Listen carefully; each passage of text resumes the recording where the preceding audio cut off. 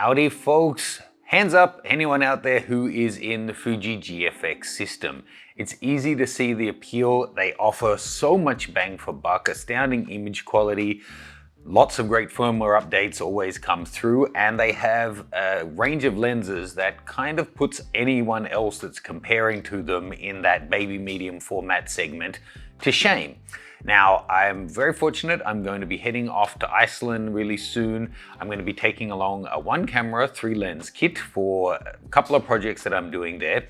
And among them, I have the new 20 to 35mm lens. Now, this one I'm quite excited about.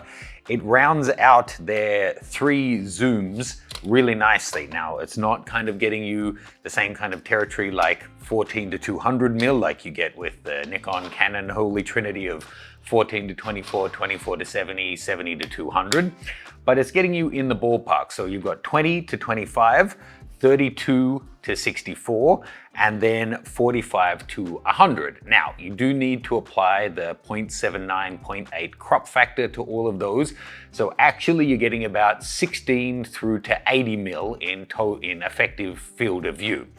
Now, looking at them, it's kind of interesting to see that the new one is the smallest, the lightest, the simplest construction in terms of element, number, and groups, but it is actually the most expensive. Now, not that much time has passed that you could say it's just a matter of inflation.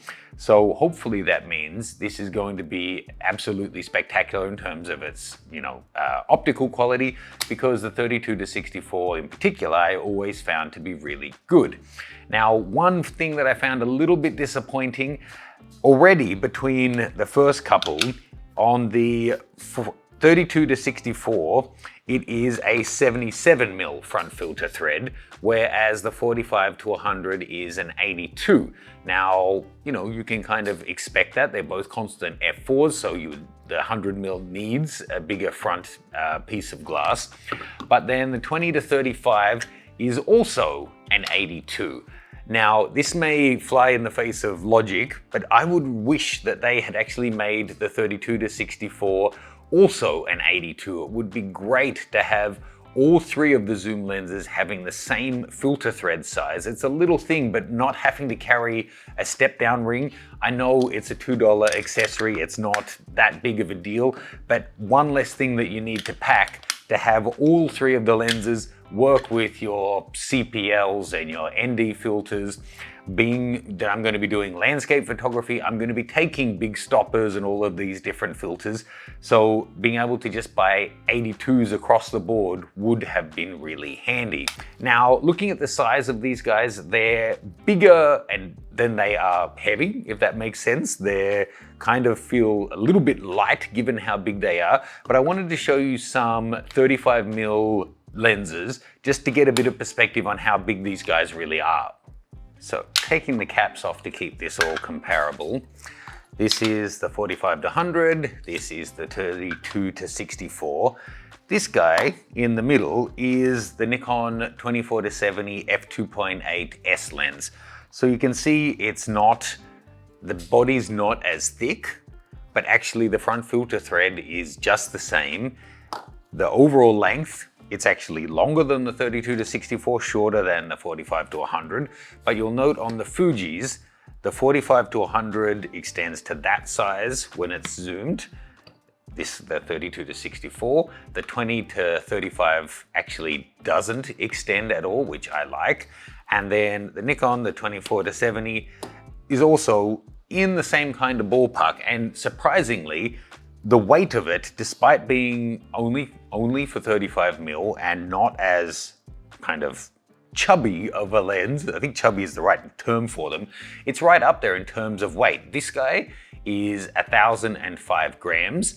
This one is 875 grams. This one is just a shy less, but the 24 to 70 itself is 805 grams. So they're only just a little bit heavier than a full frame kind of equivalent, although this is a 2.8 and these are an f4 and they're different sensor sizes and yada yada yada. I just thought it was interesting to compare. This actually sprung to mind when I recently bought this guy. So I actually have a review coming later that we've filmed and edited, and in the conclusion I said, it's a bit too heavy, a bit too big, not really practical, and then I changed my mind and went and bought one. This is the Hasselblad 35 to 75 lens. It's 35 to 75, it's covering a fair bit more range than the 32 to 64. It's a 3.5 to 4.5 rather than a constant f4, but it also doesn't extend as you zoom. So actually,